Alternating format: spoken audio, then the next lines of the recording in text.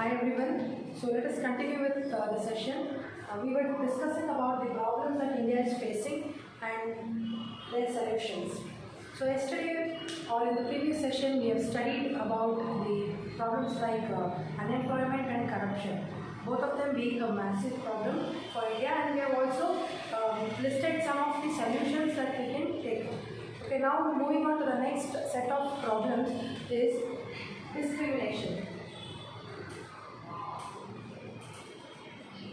So when I say discrimination, which means not providing equal importance for each and every category in the citizen, doing some partialities like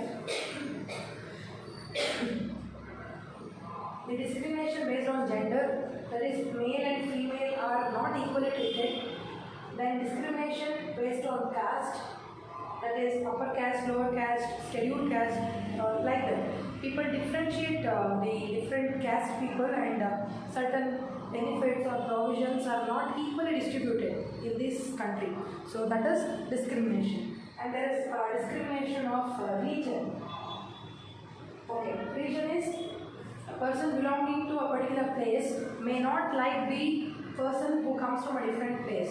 So, and giving importance only to his neighbors or his own place or his own community, that is based on region. So, mainly discrimination in India is between gender, caste and region. So, first taking up the gender.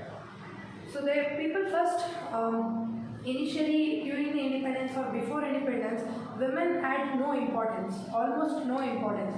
Women was not considered in taking any decision. She was not provided with education, and women was also not employed. So she was only meant to be at home, and she was under the authority or governance of men. So it is all men-oriented society where the men had formed certain rules, regulations, and that led to the disempowerment of women. Okay.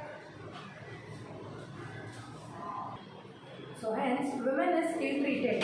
She was supposed to do the work inside the house. She was not able to go out and work, or she was not able to make her own life. If she has a decision of studying, that was not encouraged. So this is ill-treatment of women.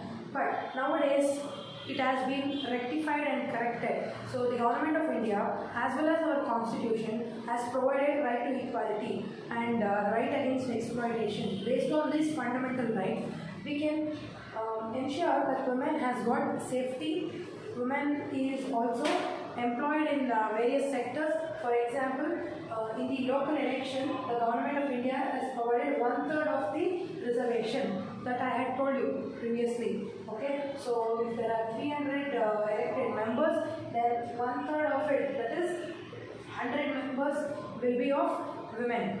Another 200 will be given to men.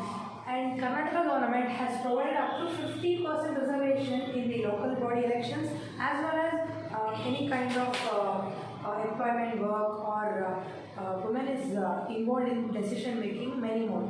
So this is about Karnataka government. This is about our constitutional amendment. That is 1/3 of the reservation is provided for women.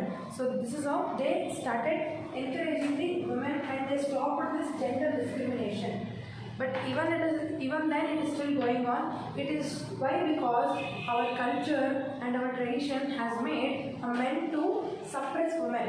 They are not encouraging women.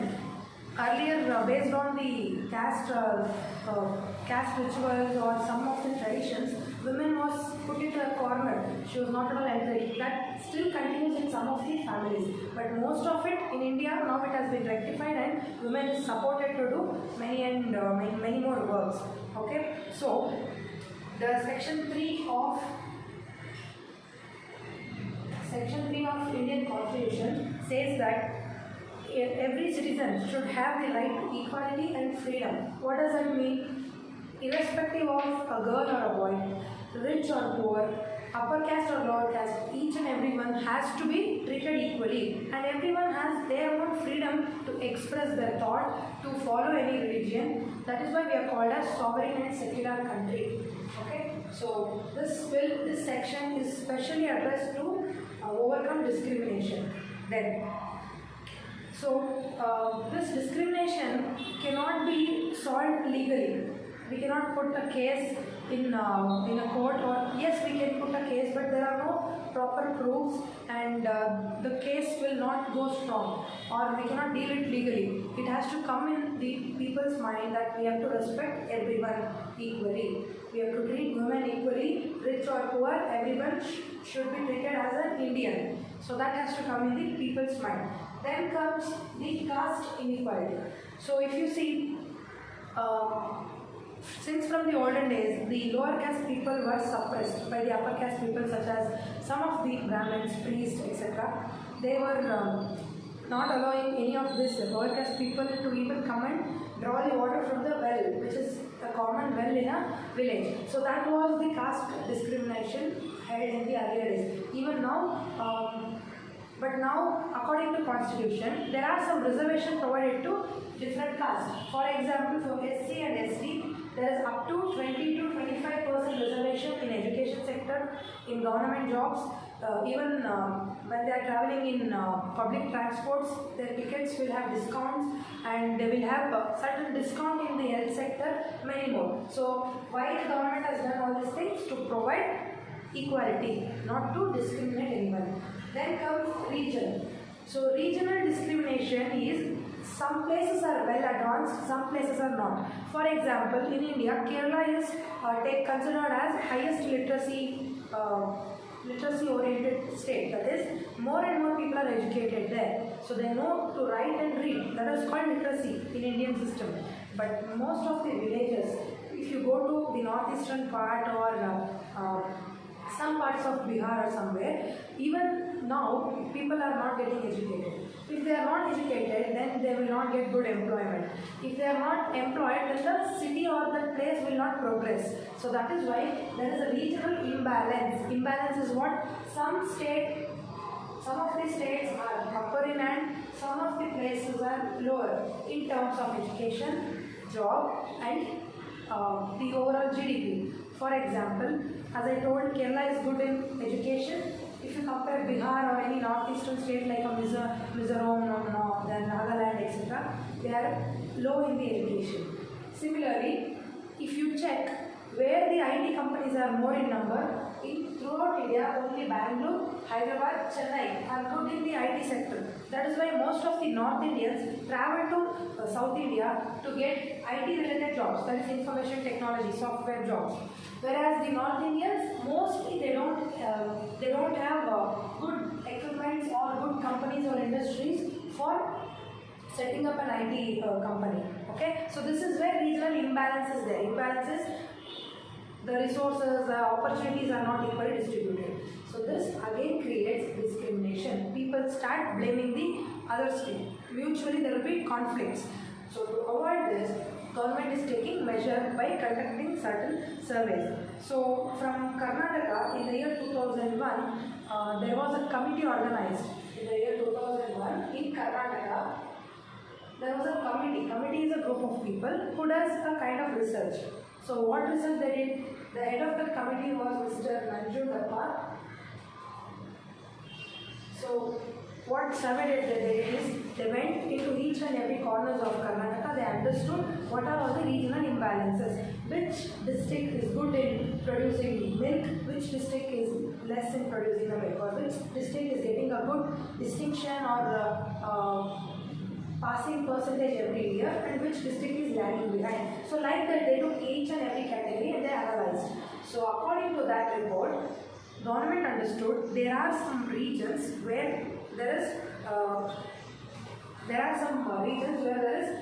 backwardness. What is backwardness?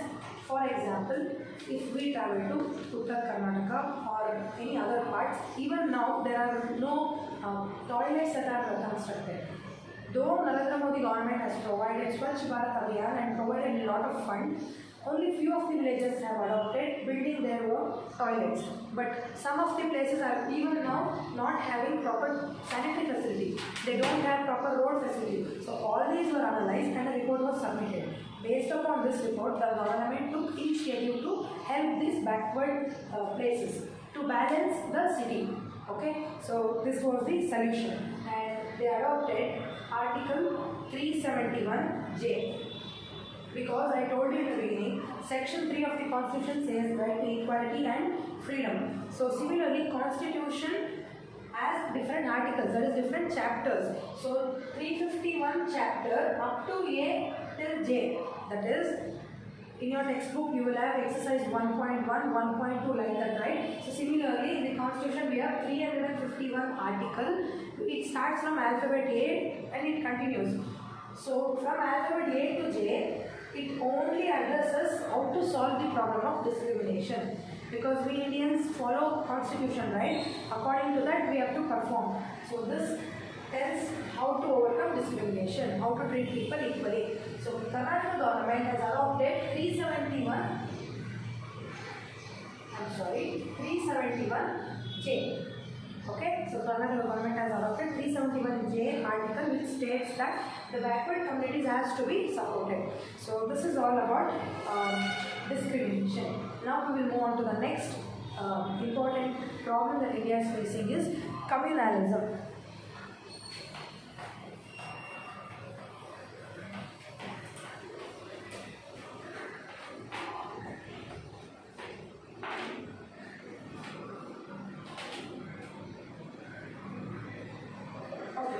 So what is communalism? Communalism is segregation of people or a region. Segregation is separating a people or a region. For example, after independence, India got segregated. How? So we were all together, Hindus and Muslims and other religions, but Muslims demanded for their own independent country. So that is called segregation. Even in India today, there are new states emerging because of communalism. For example, very recently, Andhra Pradesh got segregated into Telangana and Andhra. So why?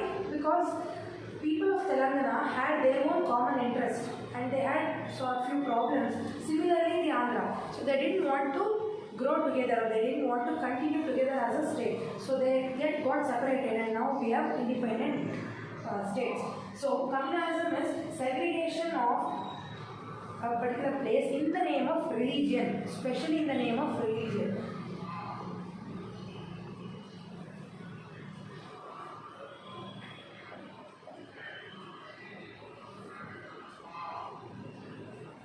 So what is the main reason to get separated? It is the religion. So individually, even now you can see in any places in Karnataka or in Bangalore, you can see there will be different associations. There will be Bhagwan Buddha's association where all the Buddhists will form their own community. They will have a separate temple, they will perform their own rituals.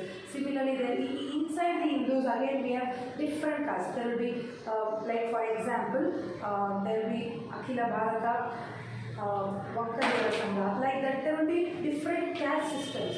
Based upon their caste, they will have their own organization, they will have their own auditoriums, they will have their own temples or conventional halls, which for example if they have a conventional hall, they will entertain only that community people to go and perform their wedding and marriages or any important programs.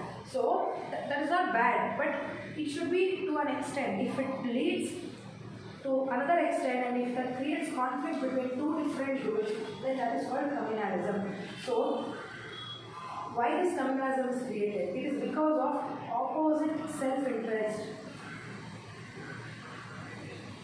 Opposite interests and especially self-interest. That is, we are bothered about only our caste and our religion or our community. We don't, some of them don't entertain other caste, religion, rituals, or they don't respect other people's opinion. So Hindus believe in idol worshiping, whereas Christians believe in non-idol worship. They don't want to have any idols. Similarly, Islam people have different opinion. We have to respect everyone's opinion because we may not follow them, but we have to respect that. It is all their own beliefs. Like we have a belief, they do have a belief. We have to respect. When that respect goes to irrespect, then there is opposite interest. So this opposite interest will create conflicts. That is, war against two other communities. They might get into oral communication or they might get into violence. So all this will create communalism. So India is facing this problem in a massive way because we are a diverse country with multiple language, culture, religion, etc. So communalism has the capacity to disintegrate or to remove integrity and unity, because our constitution says we have to be integrated and we should be united. That is why we say unity and diversity. Integrity is being together, combining everyone. In an office, can we say this office is meant for only Hindus? No. Anybody can join, only qualification matters. Similarly, a school, can it demand only Christians have to come here? There were rules in the past days. Nowadays also there are some missionary schools, there are some Islam oriented schools, there are some Hindu matas where only few people of few religion are entertained, but that is not good. It should be universal concept, everyone should come and study together. So if communalism is entertained, our integrity will be broken and we cannot be together, we cannot be united then. And it also spoils public and private property. So, for example, we'll take issues like, okay, so any two castes, if any two religions, if they get into conflict, what happens? They hit each other, they throw stones to public property, they may kill people. So that is called spoiling the public and private property. Public is, they hit the bus which is going on the road, which belongs to public, government property. Or they may kill some person, so that is private property. So both of them will be destroyed, and this will lead to physical assaults and undesirable effects. We cannot even control such situation, and this will have physical assaults, that is physical abuse, thrashing each other, killing each other, or damaging, or snapping, not many things. So that is all physical assault. So in order to overcome this communalism, again, legal way of approaching legally is not beneficial. What we have to do, we need to take up in our mind that we need to respect each and every religion and we should not get into any conflicts. Once you respect, even the other person respect your belief. So there will be no conflict. If you criticize other person's belief and religion, then definitely the other person will get to criticize you back. Isn't it? So it is all the people's mindset to overcome this problem. So government has taken certain measures like providing uniform civil code. For example, in the schools, it is mandatory to wear uniforms. Why? If that was not mandatory, then a Muslim would have dressed up in his own way, whereas a Hindu would have come in his own costume. So that would create differences among the students.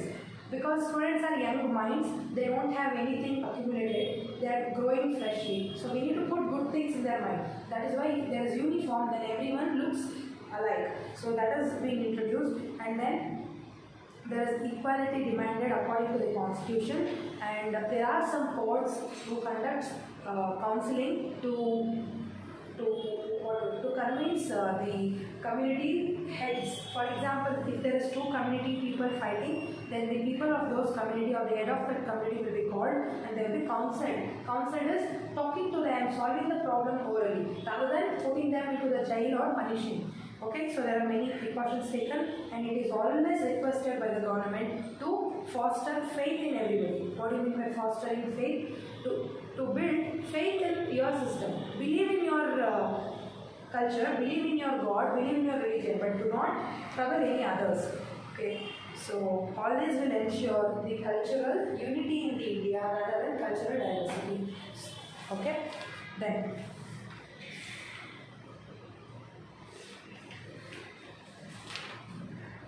So that is all about the communalism. Next comes the status of women.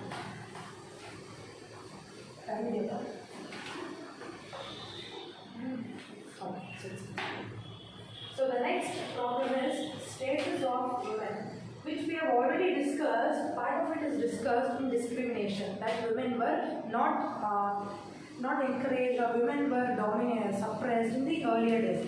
But now there is a different provision given to status of women. Right from the period of independence, that is the struggling for independence period before 1947, we had women rebellions, or we had powerful women who also took a different path rather than going in the usual way. All other women were sitting at home praying in God or helping their husbands or doing the household works, but few women took the lead. They came out of their house, they did revolution in the history. That is, for example, there are Jhansi Rani Lakshmi Bai, then Kittur Rani Channamma from Karnataka, then Annie Besant, Sarojini Naidu, so many more like that. So what did they do? They were all women freedom fighters who also took part in the freedom struggle. So that was a unique thing. It was an era where still it was men-oriented society. Men was very powerful. He didn't allow the women to take up any kind of challenges, or he didn't allow her to participate in anything.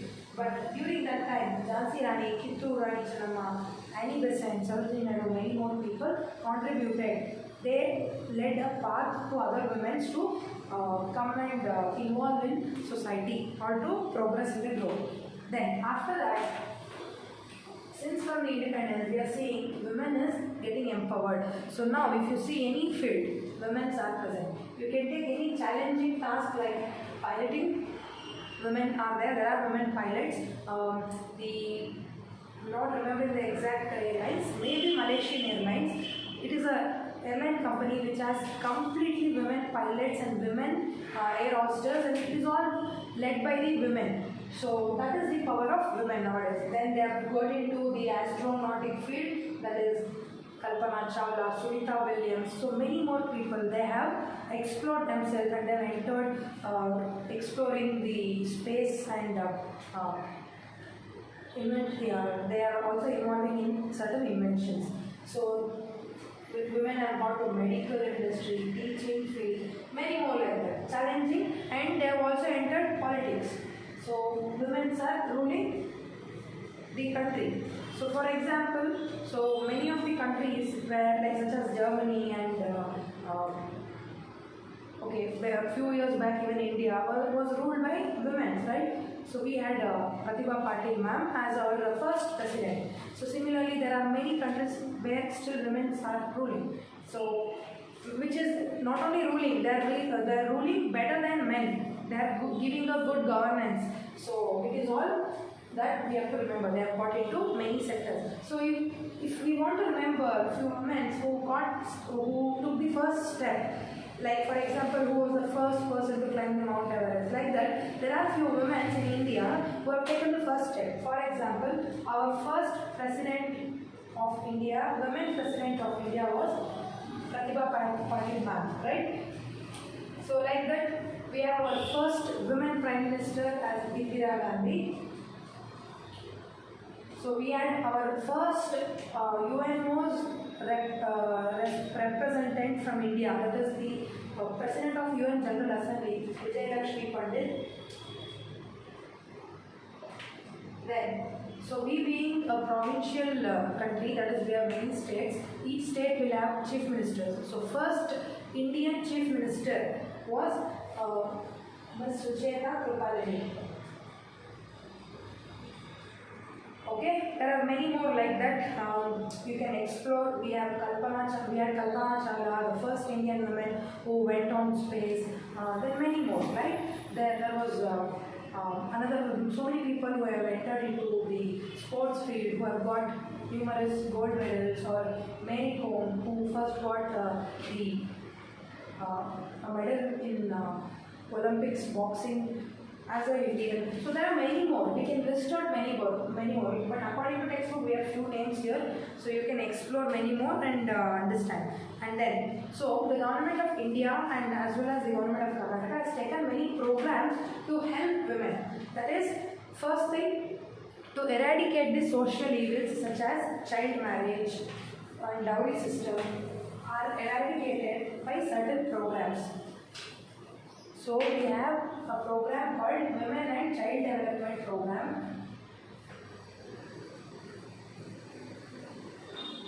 So under this, Government of India will punish people who does child marriage, because child marriage is getting married before the age of 18. Okay, so which is considered as child marriage because the person under the age of 18 will not have enough mental maturity, who doesn't have proper knowledge to lead a family or to enter into a relationship or to run to run a family. So there are many challenges. That is why after the age of 18, the person has to get married.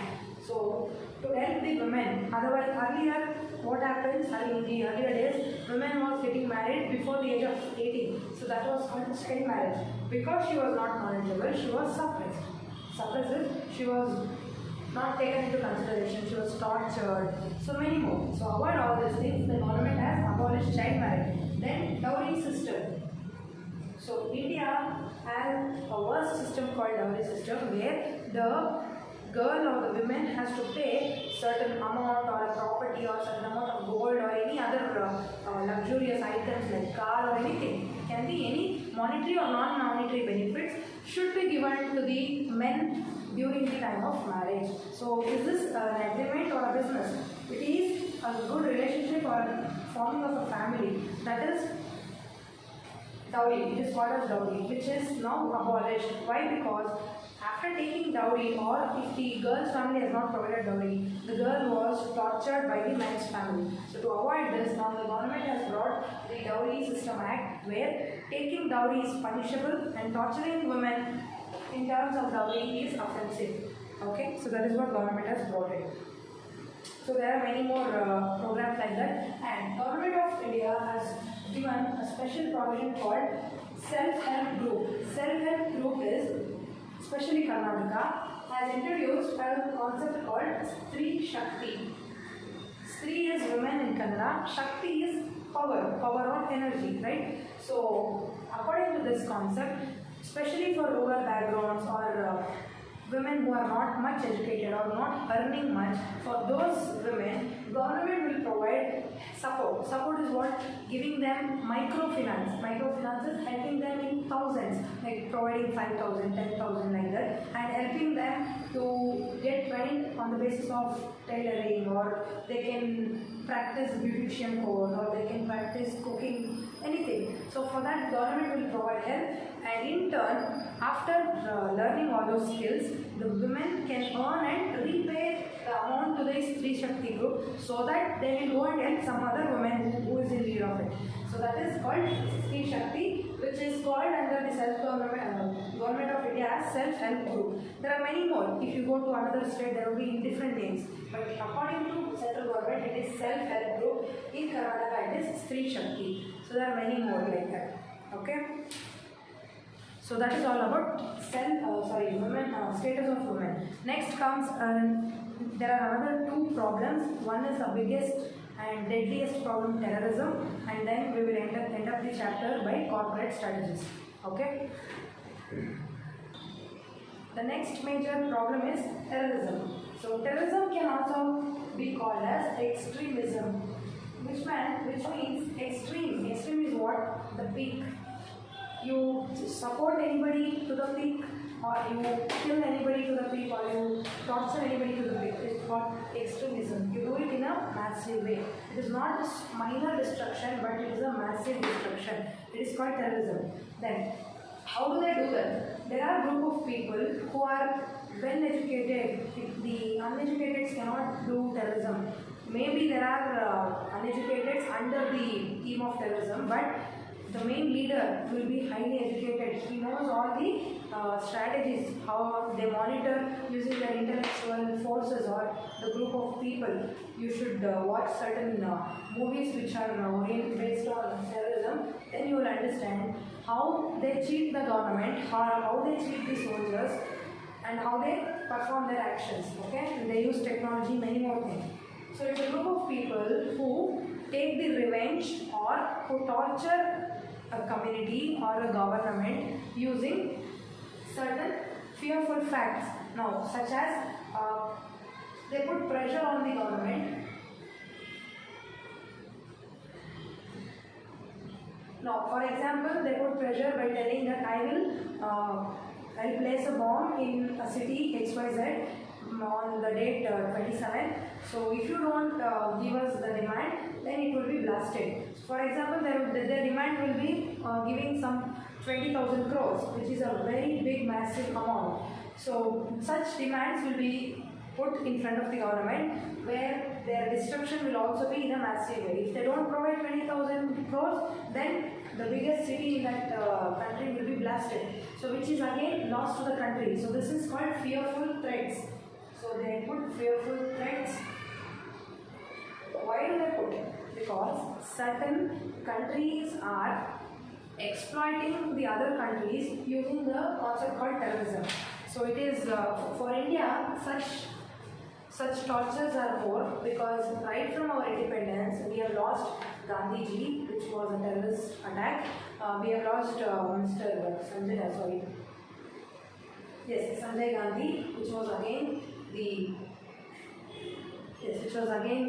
terrorist attack, and very recently we got the Pulwama attack, the terrorist attack. Then 26th November 2007, the Mumbai Taj Hotel attack, which is all terrorism. The outsiders coming into our country and blasting our places by putting bombs, killing or kidnapping some of the people, or torturing us by attacking a certain city, enclosing a certain airport or complex. Such things are called terrorism. Okay, so here it says that based on what reasons they perform this terrorism. Mainly it is religious ideology. So we know that our neighboring country, Pakistan, is consecutively attacking us because of the religious imbalance or religious ideology. So similarly, they are not requesting actually, they are demanding Kashmir to be under them, which is not provided by Indians. Hence, they kept on attacking us. So that is one. Second one, the political ideology. So any political pressure, any big political party, if they didn't come into the existence, or if they didn't come to the ruling, then the opponent parties will attack them using this concept called terrorism. And international problems, international conflicts. So it is observed that since Pakistan is attacking on India, who is that supporting Pakistan by providing fund, equipments and modern technology? It is China, which is not openly discussed, but it is the main strategy that they are performing. China is not directly attacking India, but it is providing all the fund and necessary equipment for Pakistan to perform terrorism against us. And they have also done to other countries. For example, in USA, that is in America, there was the biggest and tallest building called World Trade Center, which was attacked by a terrorist called Osama bin Laden, who took a kind of helicopter or aeroplane with loaded. He didn't take, he sent a stream with loaded fuel, and that helicopter or that plane went and crashed the World Trade Center, which was also called as Twin Towers, crashed it. By the time it crashed, the fuel which was stored inside in the bomb got exploded, and the entire building was collapsed. Okay, so that was in history, it is a major attack. Similarly, many places of France, Britain are attacked because of this terrorism. And also there is a place in Indonesia called Bali. Bali was also attacked due to terrorism. And if you see in India, many places, that is especially the northeastern places, the places which comes here, the Mizoram, Nagaland, then here it is Punjab. So many places are consecutively getting attacked by terrorists. It is still believed that terrorists are residing in these places because the neighboring country here is Pakistan. Similarly, here the neighboring countries are Nepal, China, then Bangladesh. So it is believed that terrorists are residing in those places. And especially they target Bangalore, Hyderabad, then Bodh Gaya, etc. Why? Because these cities are highly populated and highly advanced cities. As I told you in the beginning, in the regional imbalances, Bangalore, Hyderabad, Chennai have got the maximum number of IT companies, especially Bangalore. Bangalore is rich in its IT infrastructure. Hence, many people will travel to Bangalore to get jobs. So, the terrorists will plan to attack such rich cities or where the population is more. Okay?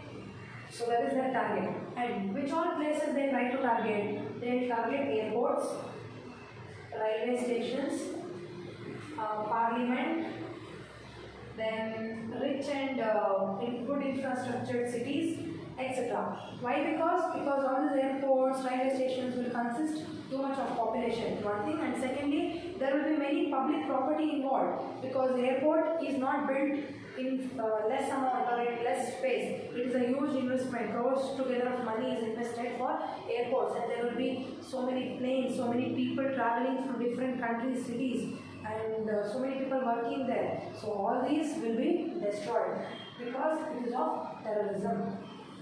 Then, so terrorism will bring the fear or the panic situation in the individual. To overcome this terrorism, India is taking considerable efforts.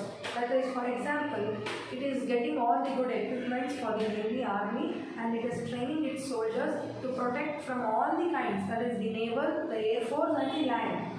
Terrorists can come in three ways, right? They can come in the air, or they can come in the water, or on the land. So all our naval, air force, and army is well trained and well equipped to support or to protect the people of India. And so what do they use? These terrorists, what kind of materials do they use?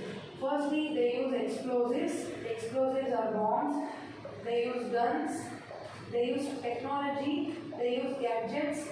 I told you, they are very intelligent people. So they are good enough to analyze the country's defense system. They can also overcome the soldiers' effort and they can come inside the city and destroy us. So they are that much intelligent because they use all kinds of things.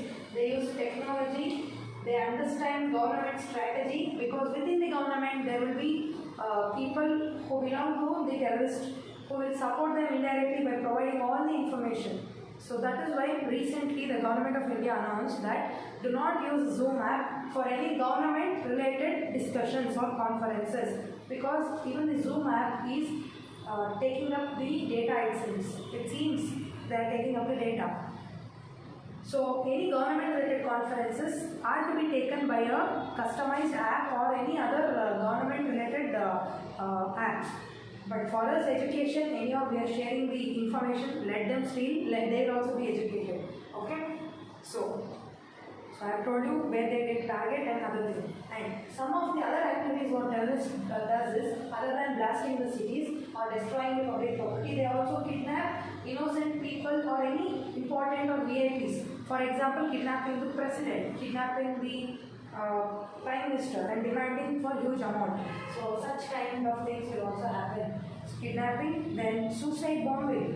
What is suicide bombing? Self-suicide. That is, the terrorist himself will have a human bomb in him and he will get into a huge conference where a VIP is addressing the gathering or anywhere and he will himself explode the bomb. He will also die and he will make the other person to die. That is called suicide bombing. So there are many more. Please watch movies like forgot the name. Yeah, Tupaki. I think you watch that movie. There is a concept called stem cells. So those people are terrorists who are present in between us.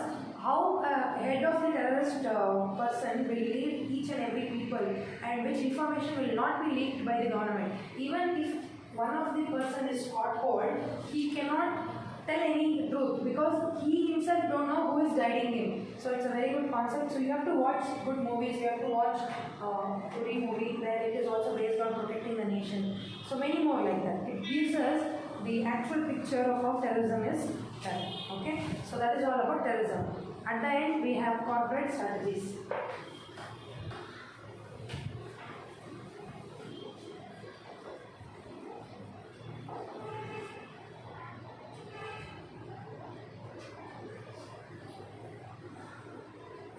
Okay, what is corporate strategy? Corporate is a big company which is leading in national level or international level. Strategy is a planning, a pre-planning to, why do they do the strategy? To ensure profit or to overcome the competition or the market competency, etc. So this corporate strategy, if it goes in a positive way, it will benefit our country. But if it goes in a negative way, that creates a problem. So this problem arises in the 21st century because it is 21st century which is getting more and more entrepreneurs, more companies, more IT firms, etc. So this is a recent and a new problem that has arisen. So it's the biggest challenge actually in 21st century, which is a group of administrative measures undertaken by a company to achieve their target is called corporate strategy. The company will have a group which will be administered. Administered is the group will lead the other people. They will give guidelines. So doing all this strategy, what they will do, they will achieve their target. But by doing all this, they are affecting the society. They are affecting the individual, they are affecting the country. How is that? We'll take an example. So there is a concept called as nuclear energy. So nuclear energy is generated by using some of the nuclear equipments like uranium, radium, etc. Those are all elements which are highly reactive. So we all know that the atom consists of proton, neutron and electron, and in the middle we have the nucleus. Inside the nucleus there is enormous amount of energy which can be used by the people for replacing the petrol, diesel or any other sources. But to explore or to create that nuclear energy, we need a different set of factory or industry, and it is highly dangerous because it is all involved of radiations. Radiations are like UV radiation, X-ray radiation, then gamma rays, alpha rays. There are many poisonous radiations. Radiations are a kind of light rays which will, if they enter into our body, we can get immediately, our organs will be dismantled, we cannot survive for many days. There is a benefit, but there is again a disadvantage. Companies, to make money to achieve their target, if they induce this concept, then it will affect the society, it will affect an individual, it will affect our country overall. So this is called corporate strategy. I just gave an example. There are many more like this. To make profit, people will supply substandard goods. To make profit, they will, for example, so many days back there was not a concept called fast food. Fast food is what? You go to a chat center or you go to a gobi center where you will get your gobi or noodles or fried rice within 5 minutes. They just increase the heat, they will apply all the chemical ingredients, then prepare the good stuff and give you. To taste it, it is really good. But eating fast foods are not good to health because vegetables or the fruits or anything or the food has to be cooked very well to kill the bacteria.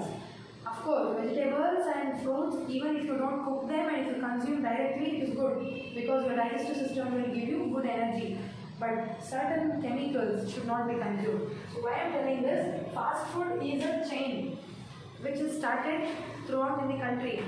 Many companies like pizza delivery companies, burger, and any KFC, McD you take, they give you the french fries, they give you the bucket of chicken within 5-10 minutes, which is all fast foods, which will be prepared within 5 to 10 minutes because they give lot amount of heat. They will put different kind of oils and they will add some chemicals to process the food faster. If you consume that, it is not good to your health. That is why parents and teachers will suggest avoid junk foods. Maybe it is tasty, but avoid. So it is a company's strategy to increase the profit. By giving fast food, they are making good money because people do not want to wait. But it is affecting the society, it is affecting the country. So this is on the negative side. The two main components which are creating corporate strategy are globalized improvements and technology. Because at global level there is much competition, companies are coming up with new strategy to win that competition. It is shortcut methods. So that is creating problem. Another one is technology. As I told you, more and more technology they are using. Now they have invented so many mobiles, so many smartphones, then earphones, now Bluetooth headsets, many more. But they are helping us, they are also troubling us. Use of more and more gadgets are creating headache, eyesight problems, and internal tumors, many more like that.